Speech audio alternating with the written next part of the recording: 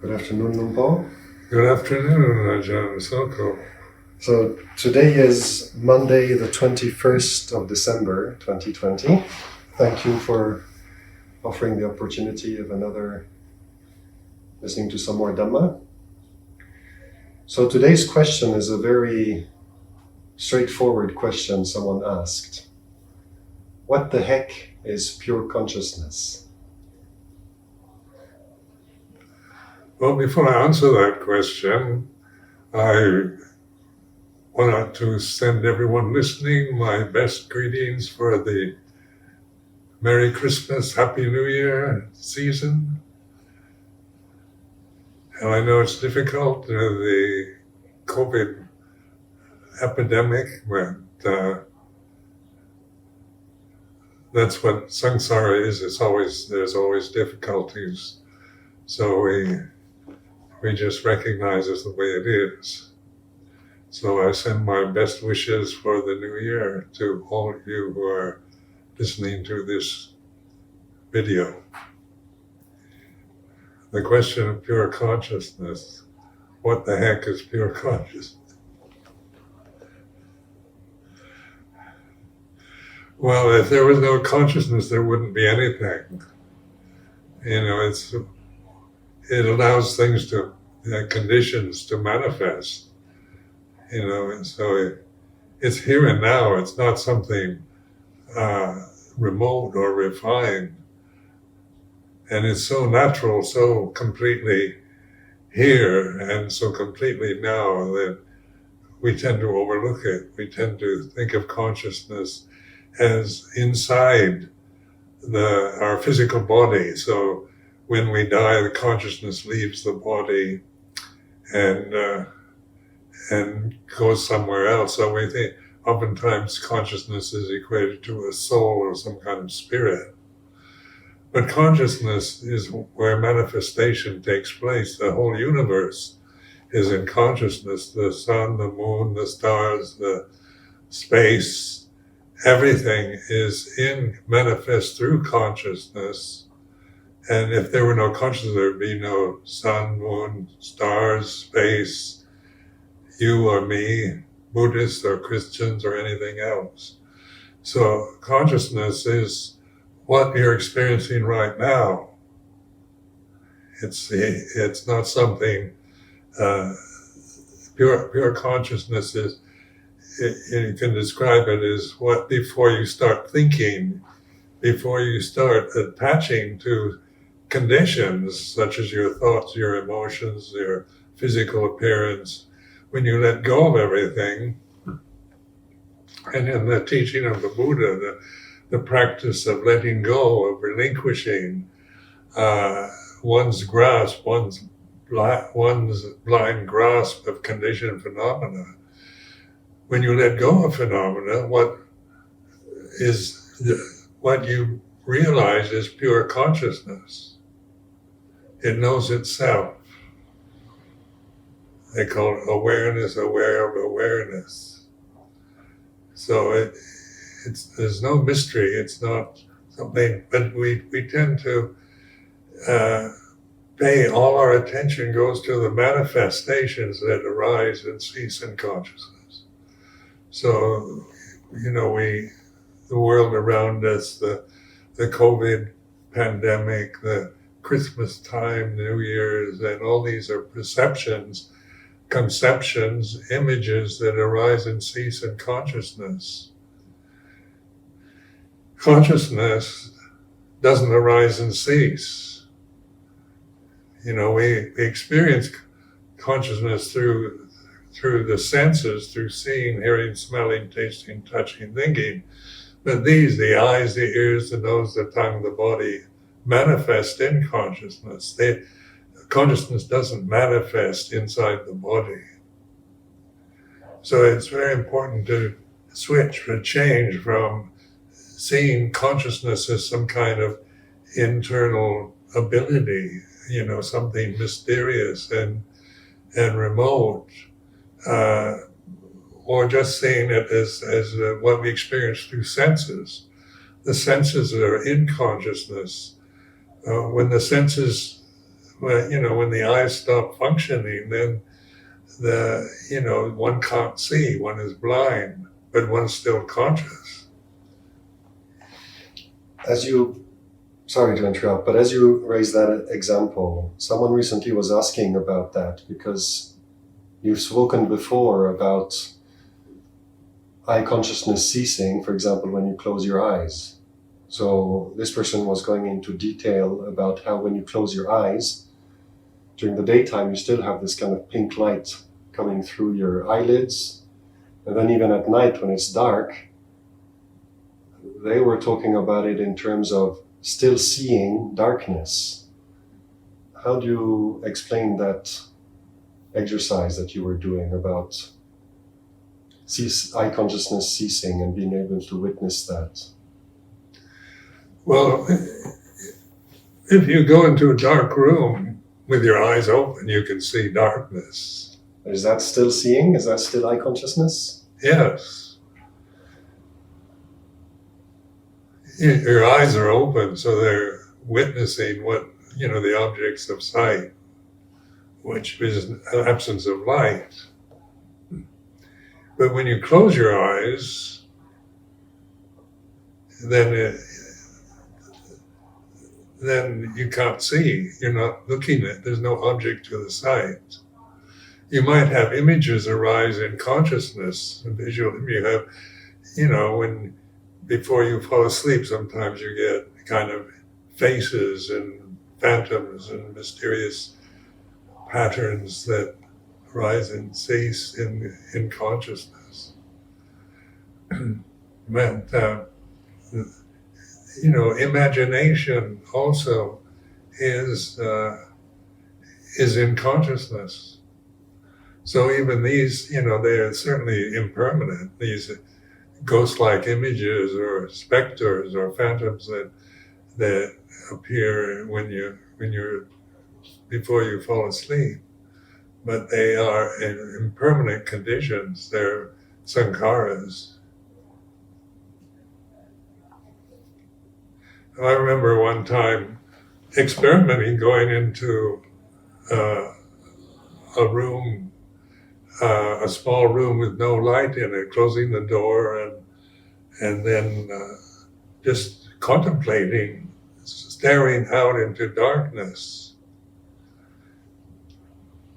So the first thing is I can't see anything. The first reaction, my mind started producing, I can't see anything, it's dark. But my eyes were open so I could see darkness.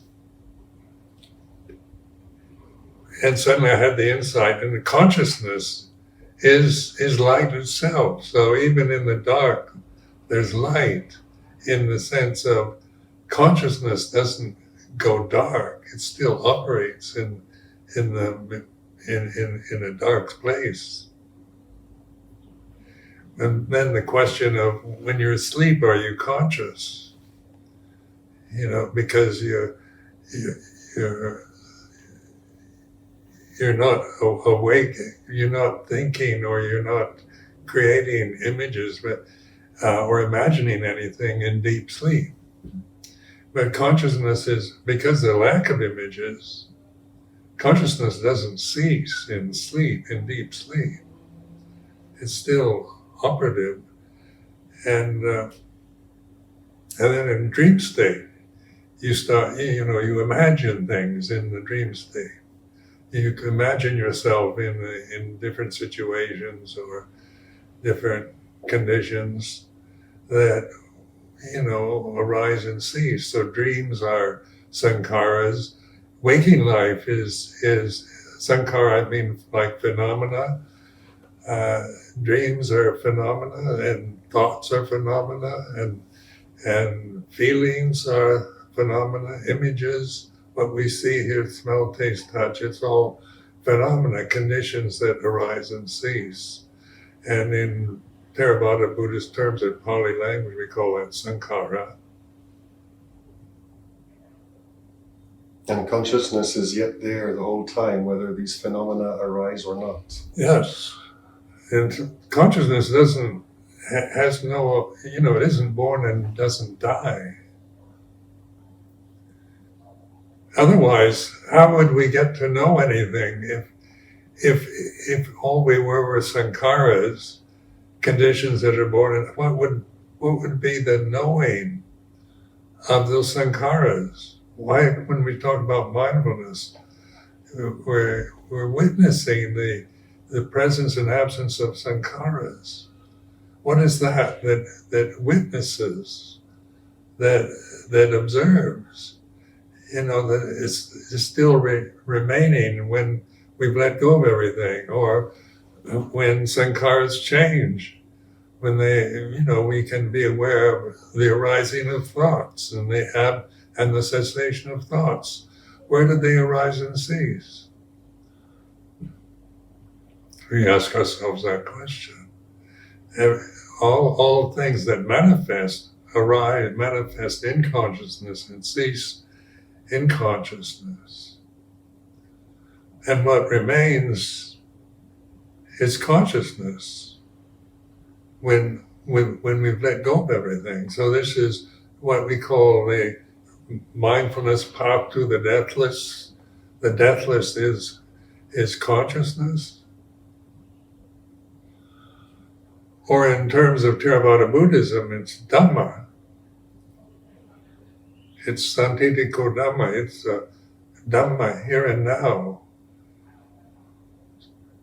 Can we equate Dhamma and consciousness? Because consciousness is a word, a function of Dhamma. But when we talk about the immortal Dhamma or deathless Dhamma, it's because of consciousness that we even have the word Dhamma. Without consciousness, there's nothing. There's nothing is possible. Nothing can arise and cease. And then we're all in the same consciousness. So it's not personal. It's anatta, or non-self. When you begin to look at each other, we begin to notice each other as the same consciousness. You're looking at the reality of this present moment. I'm looking at you, Ajahn Sumedho. Consciousness is the same thing. But the bodies are different, the conditions are different, the sankharas are different, the phenomena is different. And because that's the nature of phenomena, is difference, is quality, its size, its shape, it's male and female, heaven, hell, good and bad. It's all about qualities and conditions that arise and cease, that are impermanent. But how do they arise and cease? It's through consciousness. So when we think of the present situation, of those we like and don't like, and approve of and don't approve of, is when we begin to recognize that we're all in the same consciousness. It's not personal.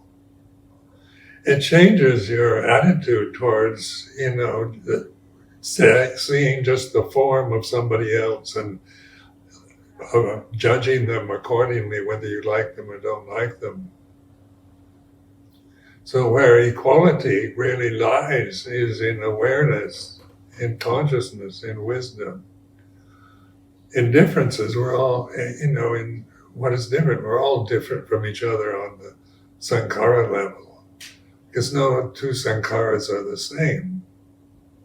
And they're constantly changing. So trying to make permanent something that changes is a futile effort. But freedom from suffering is possible through recognizing the simple reality of conscious awareness in the present moment.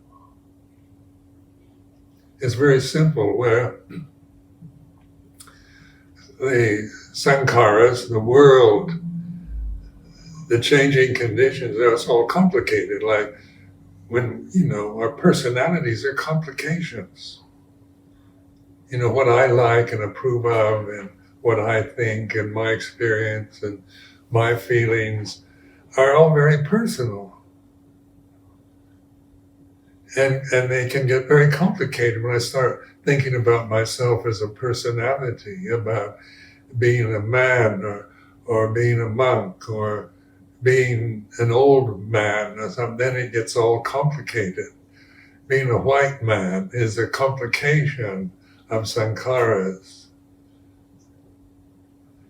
Because those are thoughts, those are perceptions that we created. The body, our bodies don't say anything. They are what they are. They arise and cease. They're born. They grow up, get old, and die. They don't say they're. We don't. Your body doesn't tell you you're a man. You tell your body it's a man. Man is a word that's created in the English language, or woman. These are artificial conditions we create through giving names to sankharas, to phenomena. So we're caught in a complicated, sticky web of our own thoughts and views and prejudices and biases and opinions, concepts, all bind us to what I refer to as a sticky web. Like the more you try to remove yourself from it, the stickier it gets more complicated. When you try to analyze yourself as a person, where do you stop? When it just becomes increasingly more complicated.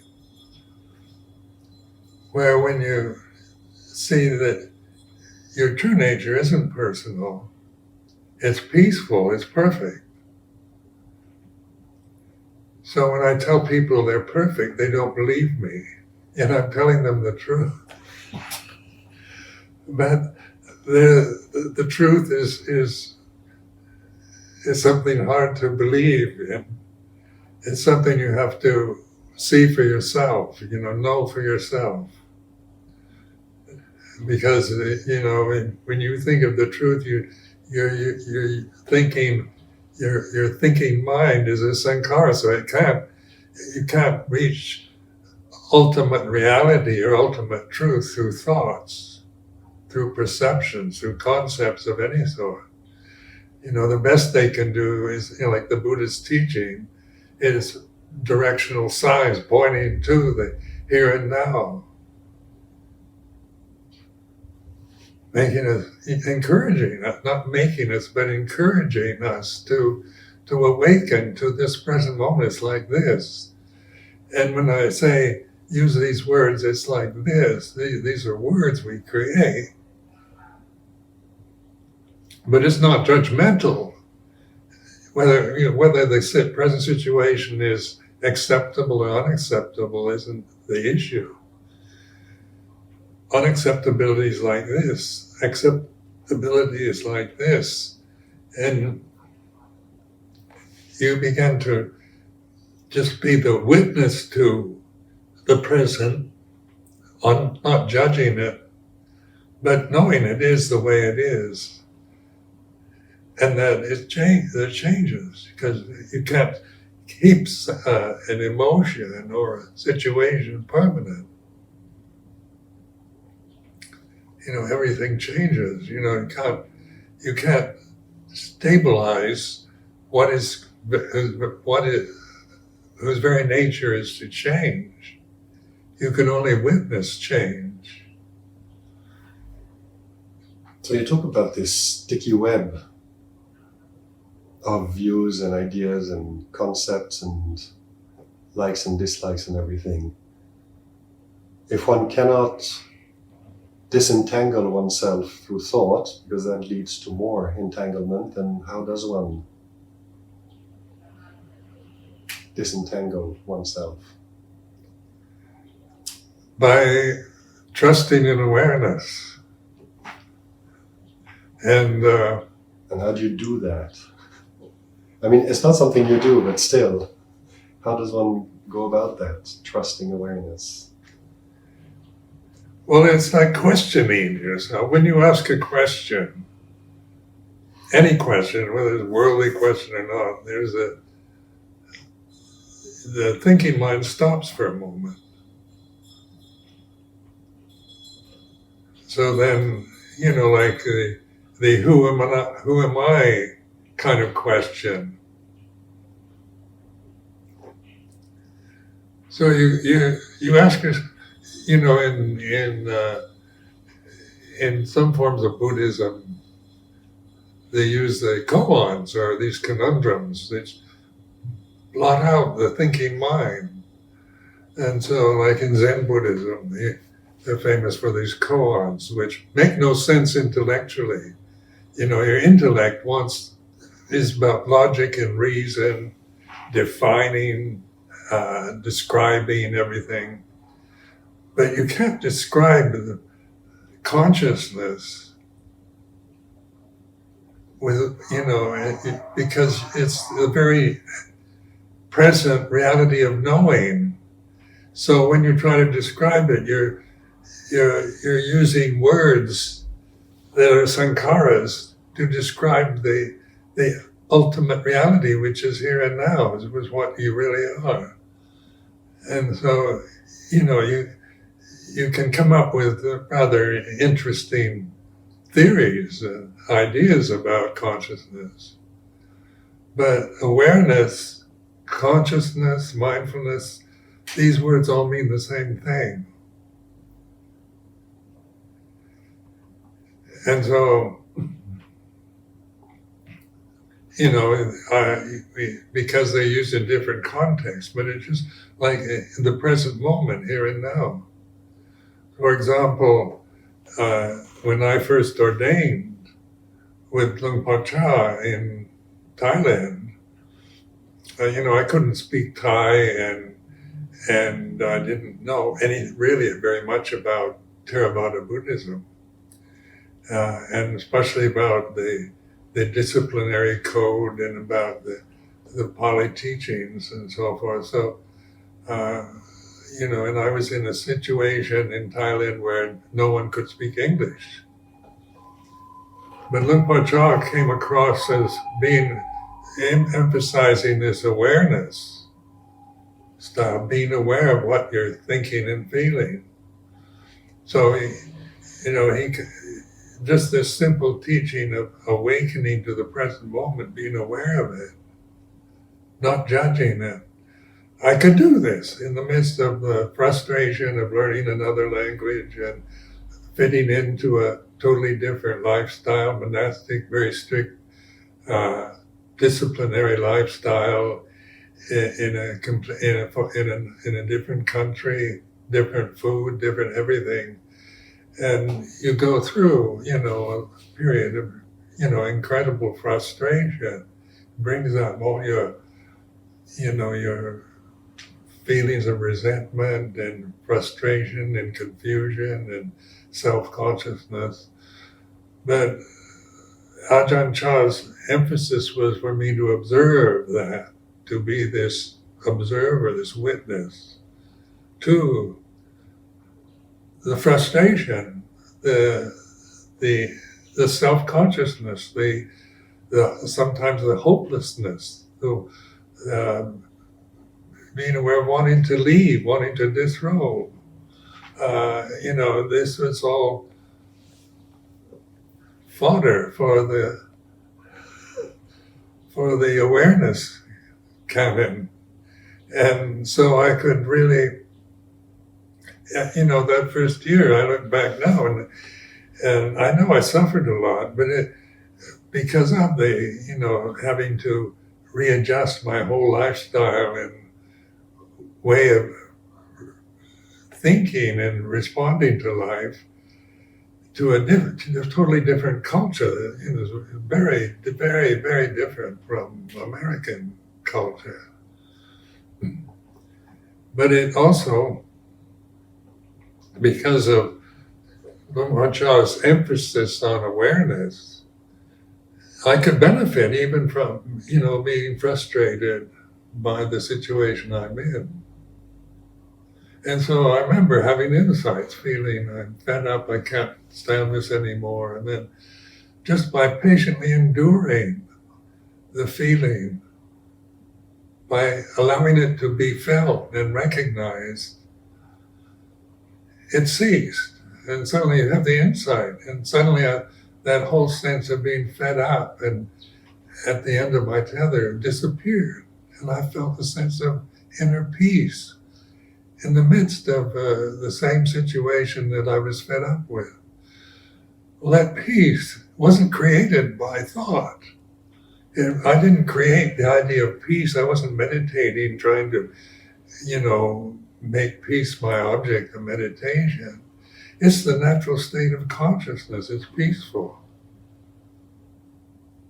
So in that first year, before I could really understand the Thai language and Luang Por Chah's formal Dhamma Talks, I did have powerful insights into how to cultivate this, how to develop this ability to, how to trust it, learning to trust it. Because when you think about it, when you think about yourself and about mindfulness and consciousness, then the thought itself always leads to doubt. When we doubt, when we're caught in our doubts, it's because we're attached to thinking. You try to solve all problems with thoughts and ideas, and you end up with doubt, no matter how clever your mind may be. So when you use the word to trust, it's almost like you're talking about an emotional relationship to, like a heart-based relationship to awareness, to consciousness, rather than an analytical one. Is that it? Well, it's the ability to. It's not a belief. You're not asked to believe anything in Buddhism, Buddha Dhamma. So Luang Por Chah never asked me to believe in him or believe in Buddhism, but to trust in awareness, and that's always here and now.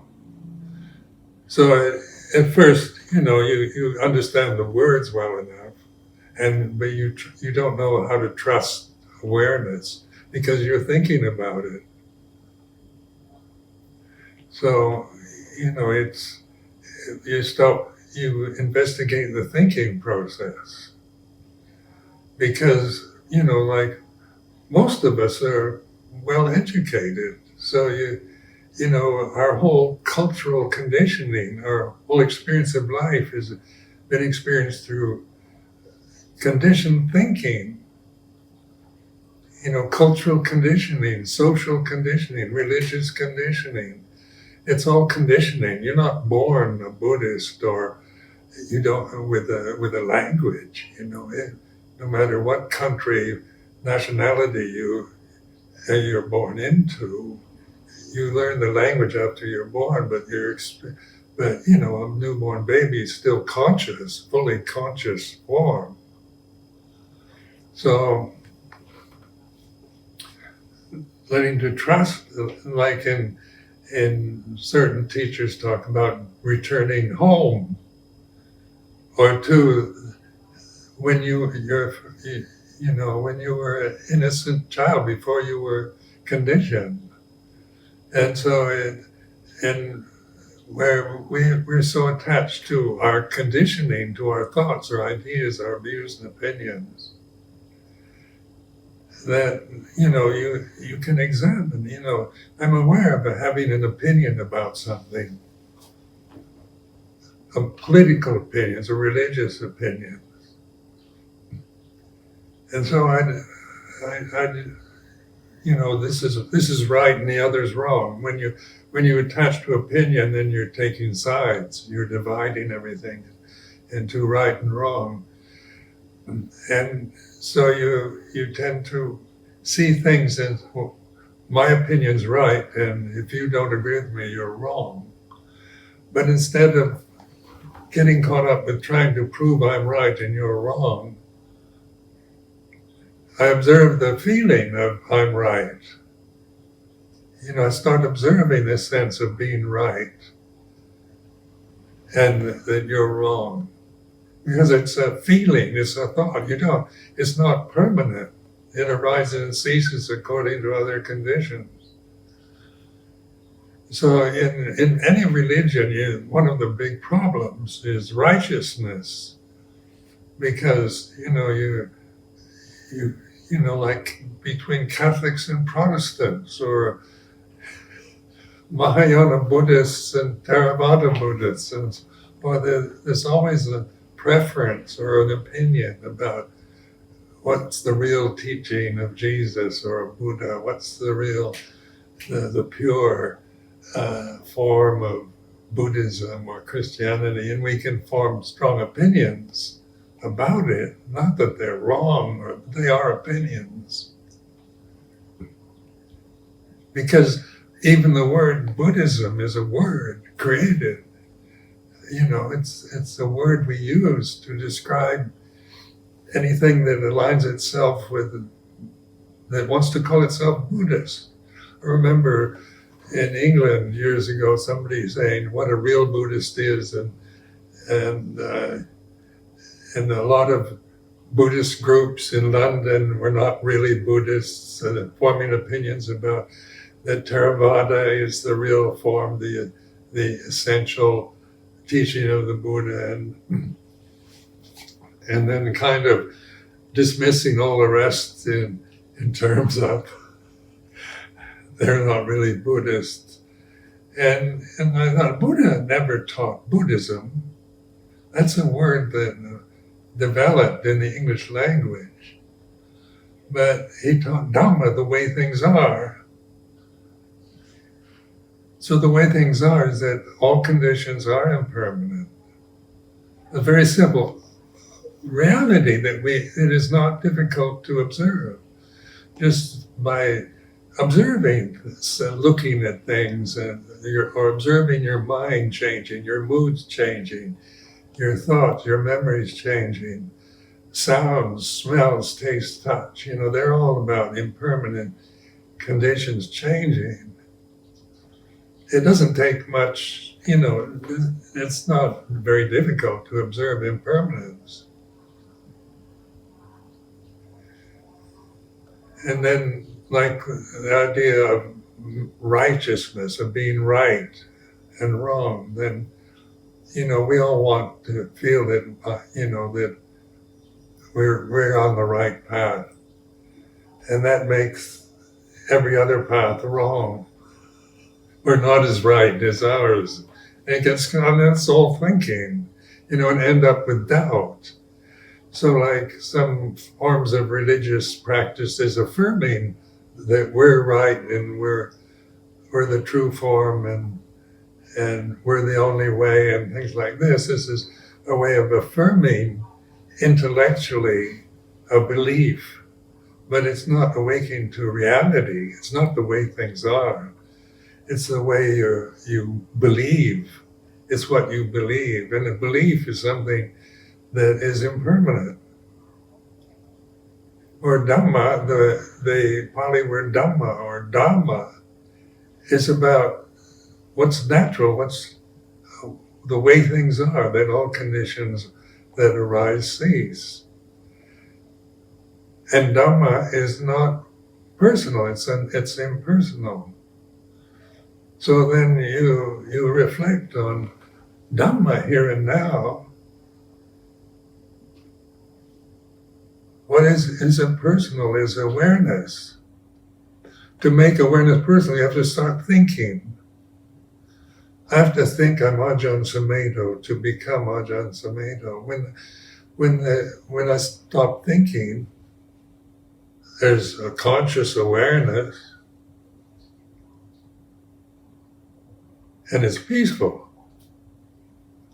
Then I'm Ajahn Sumedho, then that's not always a peaceful perception.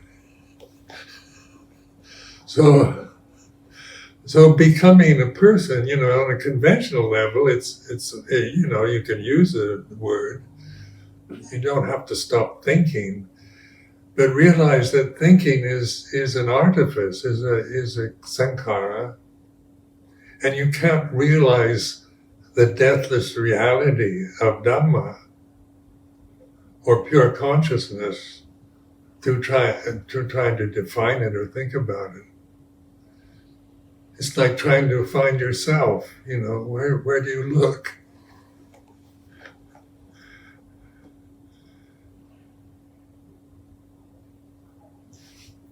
And then about this consciousness, when we learn to trust it and experience it as this openness.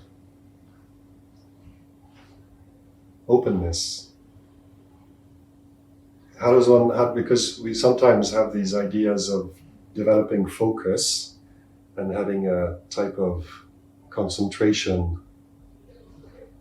It's very focused, and then you very often talk about this open awareness.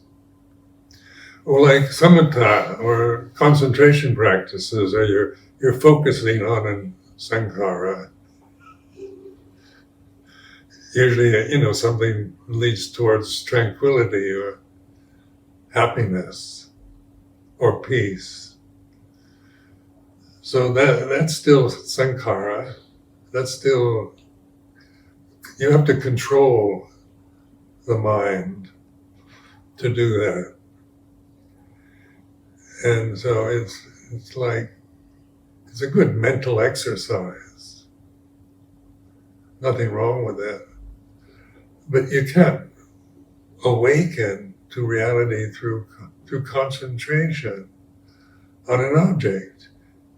So you open to everything. When I use this gesture of openness, rather than this one-pointed concentration on an object, it's a way of a kind of visually expressing this, letting go of everything. And things are there, even if your mind is a total mess, suddenly you're trying to focus it on a candle flame to get tranquil through concentration. And then your mind just wanders and you create all kinds, you have a lot of family problems and worldly problems to deal with. And then you open to it. It's like this. It's a way of accepting the way it is, and things change. So you're no longer interested in trying to get rid of it, but witnessing its impermanence. When you're trying to get rid of it, even in the open, you can fool yourself in the open state. Thinking, if I just open up to everything, all my problems will dissolve. And then you're wanting, there's a desire to get rid of emotional problems or difficulties. And that's part of the acceptance, the recognizing the desires that arise to get rid of confused mental states, emotional problems. Get rid of anger, get rid of jealousy and fear. And we want, on a personal level, we all want to get rid of these kind of emotions.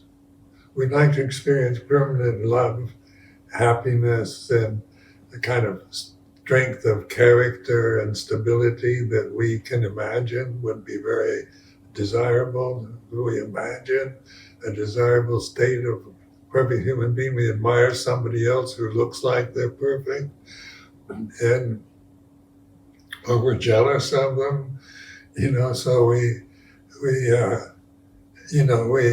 can't open up with the desire to get rid of your problems. It's letting the problems be what they are, because they are conditions. They're not permanent. They're not self.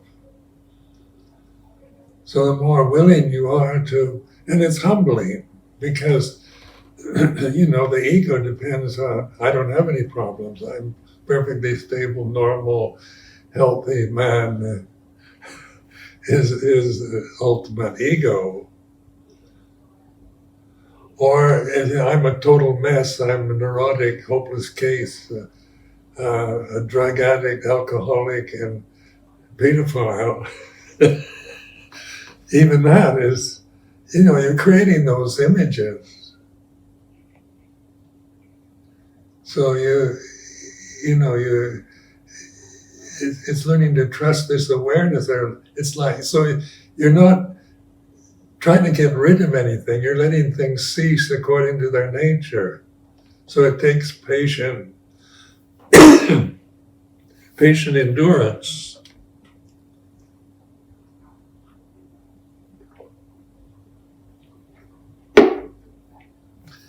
Learning to accept the way it is like this, non-judgmental. When I was brought up as a Christian, and I always was told God was a judge, that judged you according to your sins and so forth. So to me, I always thought of God as a kind of patriarchal figure pointing his finger, and as a judge, so this is how I learned Christianity. And then in terms of mindfulness, in Buddhist practice, you realize God doesn't judge. That this consciousness, God, or whatever you want to call it, is non-judgmental. It's loving kindness. It's metta. It's karuna. Rather than, you shouldn't think like that. You shouldn't say things like that. It doesn't tell you anything, but totally receptive to the present moment. It's like this. And I found that it's such a relief to think that ultimate reality is not some kind of patriarchal judge, going to punish you when you die for things you've done in the past, but is metta, loving kindness.